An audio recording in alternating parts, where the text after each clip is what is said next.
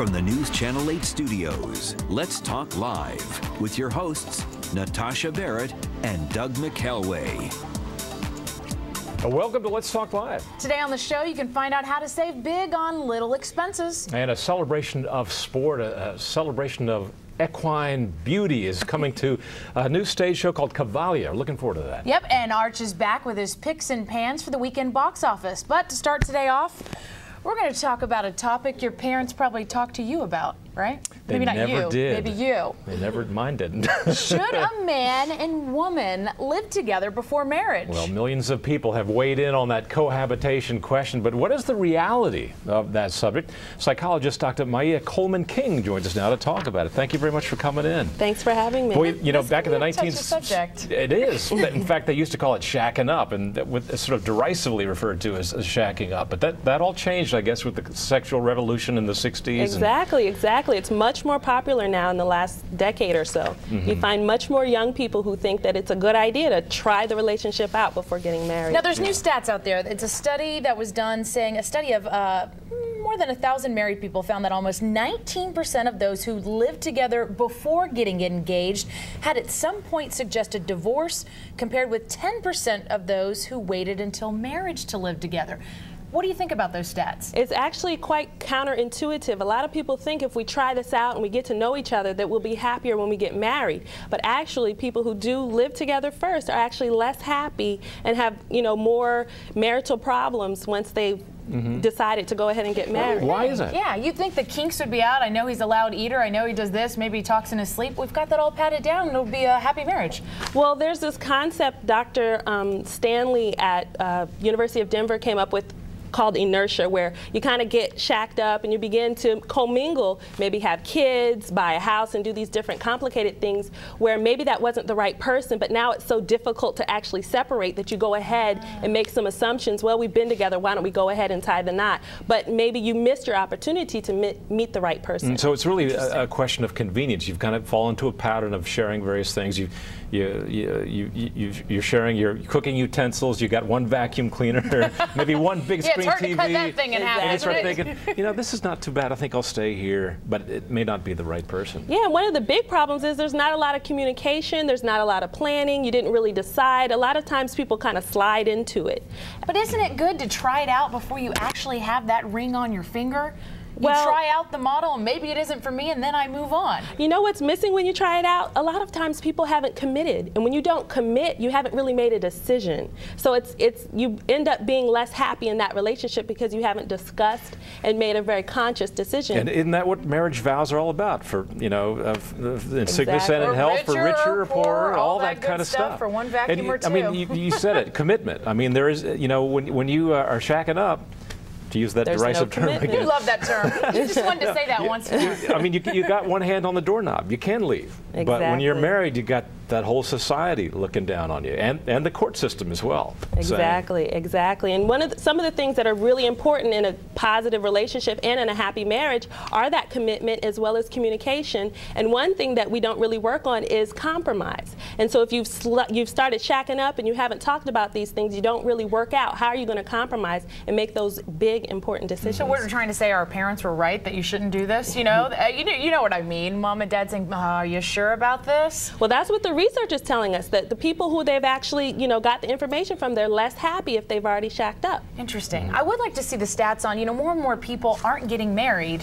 They're, common law because they've been together so long, and they think to some people, that marriage is just another paperwork. It's a certificate. We're together. I'm committed. So, what's the difference? If you have somebody like that they are committed to each other. They've talked to each other about this. Well, they're different. Sure. Of course, there's anomalies, and there's great relationships where the two partners feel they don't need to get married. But a lot of times, that conscious act of going to the justice of the peace or having a big celebration in a wedding really, solidifies your commitment to one another. So there's really something about the ritual of going through the process of actually having a wedding and getting married. This is sort of fascinating in respect to how some cultures have. We've talked about this before, arranged marriages, where you don't even get to pick the person, but there you are, the ceremony happens, and boom, and you are forced, because of that imposition of the cultural and societal standards to make it work. It's very different from what we're used to here. Sometimes those couples actually work out, but I know that they do take some time to get to know each other once they're formally married. Right. Right. I couldn't imagine. I couldn't imagine. Oh my gosh. But have you seen couples that, have lived together, it hasn't worked out, and tried to pick up the pieces? I mean, has it really been Disasterville? Yeah, it's much more difficult to kind of backtrack once you've cohabitated and you've begun, maybe you've had a child together, maybe you've purchased a home and done these things. It's very complicated because that big C word, the commitment, is missing.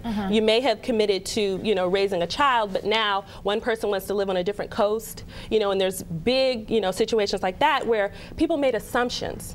Well, I thought if we had a kid and we were going to do this, that we were going to work out. But making assumptions, that means we have roots. You mentioned kid. That's the big thing. What do you tell the kid?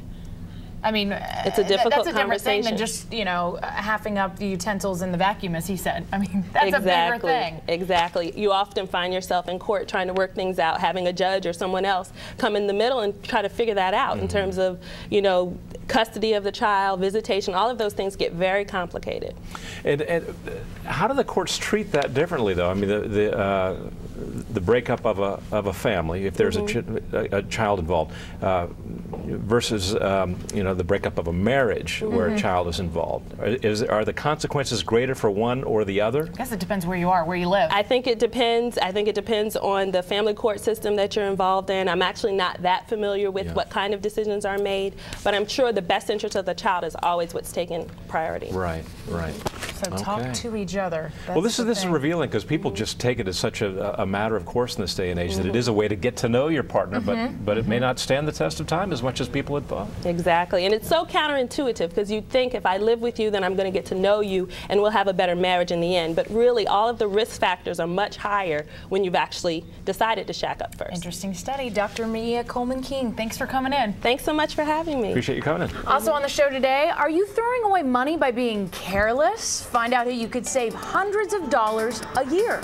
And this is an exciting event coming to D.C. You ever seen Cirque du Soleil? Well, this is kind of similar, although it's got an equestrian background, beautiful sounds involved. We can tell you about how you can be a part of the action at Cavalia. Looks pretty cool. And Quentin Tarantino's newest movie, Inglourious, can I say this on the air? Go ahead. It's the name of the movie, Bastards, hits the big screen. Arch will be here with his review. Didn't that feel better just to get it out? It felt weird, but it was in the teleprompter. A world-class, you're safe then.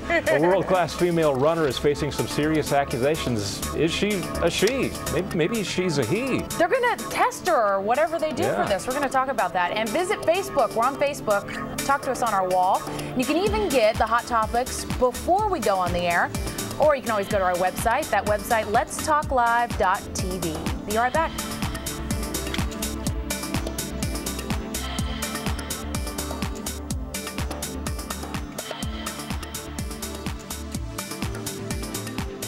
Melanie Hastings on News Channel 8. More local, more often. A step in time, a step in time. Gone. President Obama. Hi, I'm Ray the Chimney Sweep. Rumor has it that there are 38 fireplaces in the White House.